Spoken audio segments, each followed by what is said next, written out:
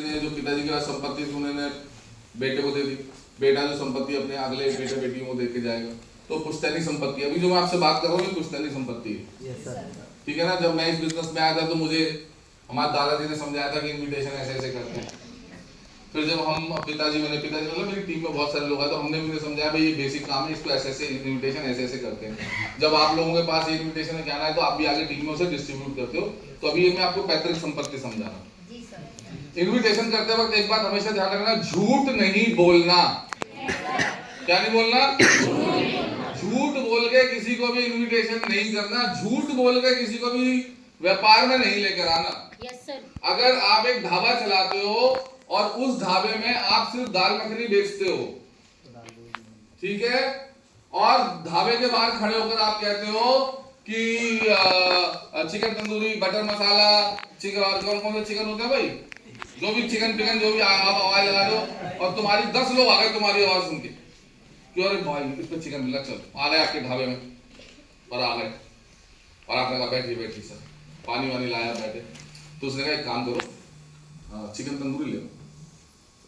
तो आपने कहा भाई साहब ऐसा है, चिकन तंदूरी तो फिलहाल नहीं है, दाल मखनी से काम चल जाएगा, दाल मखनी लाओ, क्या स्वाद दाल मखनी। पहले तो खड़ा होगा, आपको 4 गालियां देगा, फिर आपके ढाबे से बाहर निकलेगा और जो से रास्ते में मिलेगा 10 लोगों को ये कहता हो जाएगा कि उस ढाबे पे मत जाइए, वो चिकन तंदूरी के नाम पे दाल मखनी बेच रहे हैं, आपकी मार्केट खराब है। आप बाहर खड़े होकर ये कह देते हैं कि दाल मखनी दुनिया की सबसे बेहतरीन मखनी, पूरे क्षेत्र की सबसे बेहतरीन मखनी, इससे सस्ती और इससे बढ़िया कहीं मिल ही नहीं सकती। 4 ग्राहक आते, 4 तुम्हारी दुकान में घुसते, 4 दाल मखनी खाते और मस्त खा के बाहर निकलते और 10 लोगों और कहते कि फलाने ढाबे पे जाना, उसकी दाल मखनी खाना मजा आता। तो सच और झूठ में बस इतना ही फर्क है। अगर आपके ढाबे पे दाल मखनी है तो सेल दी दाल मखनी होगी, don't try to sell chicken tandoori, ठीक है कि नहीं है? तो प्लीज मत करो अपने आप को ये करके, देखो जो है उसे ही सेल करो। इसलिए मैं हमेशा कहता हूँ झूठ नहीं बोलना, झूठ बोल के कभी किसी को नहीं लेना। इसलिए जब भी हम आफ्टर क्लोजिंग बिफोर क्लोजिंग करते हैं, हर सीनियर हमेशा बिफोर क्लोजिंग में पूछता होगा आपको क्या बता कर लाना है, कि अगर कुछ गलती से कुछ उल्टा सीधा बता दिया तो उसे रेक्टिफिकेशन करें, उसे रेक्टिफाई करें, ठीक है कि नहीं है? तो अब मैं आपको बता रहा हूं, अब ये जो रट्टू तरीके हैं, कॉलिंग करने के सैकड़ों तरीके हैं भैया, सुन लो। कॉलिंग करने के बहुत सारे तरीके हैं, पर कुछ तरीके ऐसे बताए गए हैं जो पुश्तैनी चल जो आ रहे, पहले इसे रट लो, रटने के बाद फिर जब हम इसमें थोड़े से परफेक्ट होना शुरू हो जाते हैं, फिर हमारे पास थोड़ा सा एक्सपीरियंस होने लग जाता है, फिर हमारे पास नए नए तरीके याद होने लग जाते हैं। तो पहले आप उन तरीकों पे मत जाओ, मैं आपको बिल्कुल क्लियर करता हूं। और जितने भी सीनियर लोग यहाँ पर हैं, मैं उन सबको भी एक खास एडवाइस देना चाहूंगा, एडवांस तरीके कॉलिंग के मत बताओ, क्योंकि एडवांस तरीके आप लोग तो कर लोगे, बट जो नया आदमी है वो कभी भी एडवांस तरीकों को कैरी नहीं कर पाएगा, क्योंकि वो कहीं ना कहीं अटक जाएगा। उसको अगर एडवांस तरीके सीखने हैं, तो अगर आपको स्वर्ग देखना है तो मरना भी आपको ही पड़ेगा, तभी आपको स्वर्ग नजर में आएगा। मेरी बात समझ में आ रही है नहीं आती है?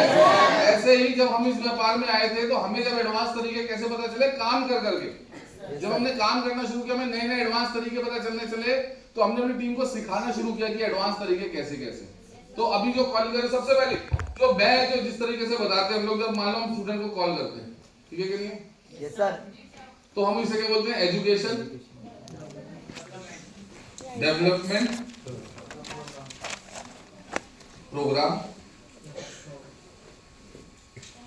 कि एक एजुकेशन डेवलपमेंट प्रोग्राम, ठीक है। और 2 चीजें हमेशा जोड़नी है, इसको मैं आगे बताऊंगा क्यों। सीट्स आर लिमिटेड, दूसरा है बेइज्जती मत कराना। ये 2 लाइनें हर इन्विटेशन में आपने बोलनी है लास्ट में। ये सीटें तो लिमिटेड है, वो जो हम फिक्स करते हैं सीट, तो और सीट तो आपको पता ही हमारे लिमिटेड होती है। यस सर, ठीक है। और बेइज्जती मत कराना, ये 2 लाइनें आपको हमेशा बोलनी है। तो education development programme, yes sir, ठीक है।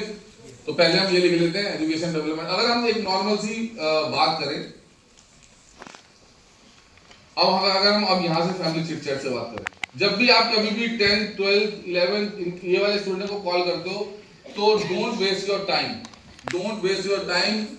पूरे हिंदुस्तान में जो भी 11वीं 12वीं के स्टूडेंट होते हैं वो 100% डिपेंडेंट स्टूडेंट होते हैं, 100% डिपेंडेंट। बहुत कम ऐसे होते हैं जो इंडिपेंडेंट स्टूडेंट्स होते हैं, जो अपने आप से अपनी फीस अरेंज कर सकते हैं।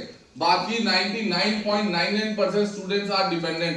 अपने और मुझको ही याद कर लो कि जब हम लोग 11th में थे तो हम भी तो डिपेंडेंट थे अपने पेरेंट्स पे। पॉकेट मनी पे डिपेंडेंट थे, 200 रुपए पे डिपेंडेंट थे, 300 रुपए पे डिपेंडेंट थे।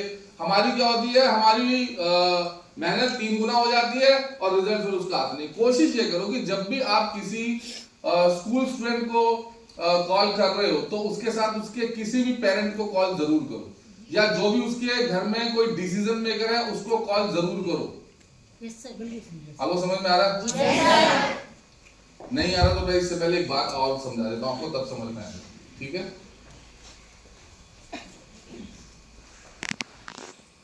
क्या लिखा है इन्होंने?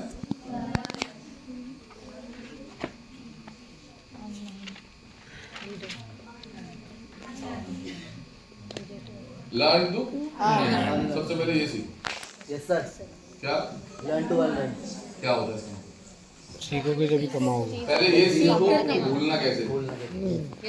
ठीक है, जब भी आप किसी चीज को सीखने के लिए बैठते हो, ये अपने जहन में इस बात को उतार लेना। इस वर्ड बहुत बड़ी ट्रेंड है, learn to unlearn. Yes sir. कि पहले ये सीखो कि पुराना भूलते कैसे। अगर आपको कुछ अच्छा सीखना है, कुछ बड़ा सीखना है, कुछ जबरदस्त सीखना है, ठीक है कि नहीं है, और कुछ इंटरेस्टिंग सीखना है, तो सबसे पहले आपको उसे भूलना पड़ेगा जो आपने पहले सीखा हो। यस। जब तक आप उस पहले को अपने दिमाग में लेकर चलोगे, आप कभी भी नया नहीं सीख पाओगे। हमेशा कोशिश करो कि अगर कुछ सीखना चाहते हो तो पहले पिछला को भूलना सीखो। हमेशा याद रखना, जिंदगी में तरक्की करना चाहते हो तो पिछले पास्ट एक्सपीरियंस और बैड एक्सपीरियंस को भूलो। जब आप बैड एक्सपीरियंस को भूलोगे और नए में एंटर करोगे तो वो आपको रिजल्ट देगी। अगर आप पास्ट एक्सपीरियंस के साथ साथ नई चीज को किसी को काम करना चाहोगे तो आप कभी भी किसी भी कोई सफलता प्राप्त नहीं कर पाओगे। आज आप बेसिक लेने बैठे हो, कई सारे सीनियर्स होंगे जो अपनी टीम में बेसिक्स देते हैं, कई सारे जूनियर्स होंगे वो भी अपनी टीम में अब नई नई बेसिक ट्रेनिंग्स देनी शुरू कर दी होंगे। तो अगर आप बेसिक को कंपैरिजन करोगे कि हमने वहां पर तो ये सीखा था, वहां पर सीखा था, every senior has a new ideas of a calling. मेरी बात समझ में आ रही है? पिछले को अनलर्न करो, पिछले को थोड़ा सा बैठाओ कि अभी मैं नया सीख रहा हूं, और फिर उसमें आप दोनों को कोरिलेट करना और दोनों को कोरिलेट करके काम करना। First you have to understand, learn to unlearn. ठीक है क्या नहीं? मेरी बात समझ में आई? तो एजुकेशन डेवलपमेंट प्रोग्राम, मान लो मैं किसी 11th वाले के पास गया कॉल करने, तो सबसे पहले आप उसके पेरेंट्स के पास जाओगे। अगर आपको ऐसे रोड पे मिल गया तो और भाई क्या हाल है, घर परिवार में कैसे? अच्छा, जब भी आप घर परिवार की बात करोगे तो हर उस परिवार वाले के बारे में बात करो जिसको आप जानते हो। अगर आप उसके भैया को जानते हो तो बात करो और भैया कैसे। अगर आप अपनी सिस्टर को जानते हो तो बोलो दीदी कैसी। अगर आप उसके मम्मी पापा को जानते हो तो पूछो और मम्मी पापा कैसे। परिवार में सबको जानते हो तो सबके बारे में बात करो। मेरी बात समझ में आ रही है, नहीं आ रही है? ठीक है कि नहीं? और फिर थोड़ा सा आगे बढ़ो। जब आप उससे ये बात कर लेते हो तो फिर और आजकल क्या कर रहा, फिर यहाँ पर बात आती है। मेरी बात समझ में आ रही है? तो मैं अगर अपना टाइम बचाने के लिए, सबसे पहले मैं अगर किसी स्कूल वाले के पास जा रहा हूँ तो मैं सीधा उसके घर पे चला जाऊंगा। ठीक है? और आप एक बात याद रखना, दुनिया का कोई भी ऐसा माँ बाप नहीं है जो अपने बच्चों को पढ़ने से रोक दे। कोई भी नहीं।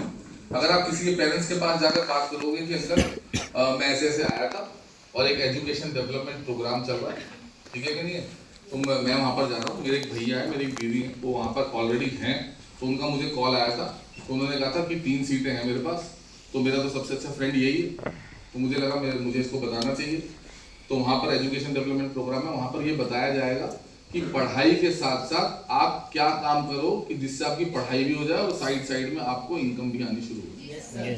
आप ये कह सकते हो नंबर 1। या सिर्फ एजुकेशन डेवलपमेंट प्रोग्राम, अगर किसी स्टूडेंट के पास जा रहा है, आपको लगता है वो इंटरेस्टेड नहीं है इनकम करने में, पढ़ने में इंटरेस्टेड है, तो आप उसे ये बोल सकते हो कि आप 11th 12th के साथ साथ और 11th 12th के बाद आप क्या क्या कोर्सेज करो जिससे आपको आगे जाकर अच्छी इनकम आए। ये एक एजुकेशन डेवलपमेंट प्रोग्राम चल रहा है जहाँ पर बहुत सारे लोग प्रोफेशनल्स आते हैं और वो आपको बताते हैं। इसमें एक भी बात झूठ है तो वो बताओ। नहीं सर, हमारे एजुकेशन डेवलपमेंट प्रोग्राम चल रहा है। Yes sir. बहुत सारे प्रोफेशनल्स आते हैं, जैसे अब सीनियर सारे प्रोफेशनल्स ही वो बता रहे हैं वहाँ पर, ठीक है कि नहीं? तो अंकल मेरे पास 3 सीटें। हाँ जी, यस सर। कितनी सीटें? 3। एक पे तो मैं खुद जा रहा हूँ और इस पे भी टाइम है। कल क्या कर रहा है? कल खाली तो है। परसों क्या कर रहा है? खाली तो है। तो इसको भी जी सर।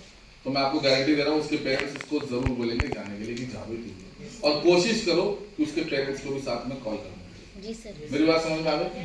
कोशिश करो। दूसरा, जब भी वहां पे आओ तो कहो अंकल देखो सीटें लिमिटेड है, 3 ही सीटें मिली है, एक मैं किसी पे जा रहा हूँ बताने और एक मैंने इसे बता दी, एक मेरे लिए। ऐसा ना हो कि सुबह मैं इसे कॉल करूँ या मेरा फोन ना उठाए और ऐसा ना हो मेरी बेइज्जती करे। मैं आपको लास्ट में बताऊंगा इस लाइन में क्या प्रयोग। Yes sir. क्या ना हो, ऐसा ना हो मेरी इंसल्ट हो जाए, ऐसा ना हो मेरी बेइज्जती हो जाए। ये लाइन जरूर बोलनी है। मेरी बात समझ में आ रही है? आपसे वो क्रॉस क्वेश्चन भी कर सकते हैं कि बेइज्जती मतलब बोले अब देखो अंकल वहाँ पे इतने सारे लोग बैठते हैं, भीड़ बैठती है, वहाँ पे 3 सीटें, हम लोग जा रहे हैं, अब 3 सीटों में से एक सीट खाली होगी तो वो सीधा पूछेंगे ये जो खाली सीट है किसकी सीट है? Yes sir. तो वहाँ पे मुझे जवाब देना पड़ेगा मेरी सीट है। तो मेरे से पूछेंगे तुमने एक व्यक्ति की सीट को खराब कर दी, किसी और की जिंदगी तो बन सकती थी, वो तो बहुत आगे बढ़ सकता था। तो मेरे से ये सवाल पूछेंगे, मैं क्या जवाब दूंगा? ना ये झूठ नहीं है, इसे मार्केटिंग टेक बोलते हैं। सर। मेरी बात समझ में आ रही है नहीं आ रही? Yes sir. तो आप उसे बोलो और बोलो सीटें लिमिटेड है और मेरी बेइज्जती मत करो। पहली चीज मेरी बात समझ में आ रहा है? कोई और इसमें कुछ पूछना चाहता है तो बताओ। No sir. तो पहली बात तो हमें इस तरीके से कॉल करना।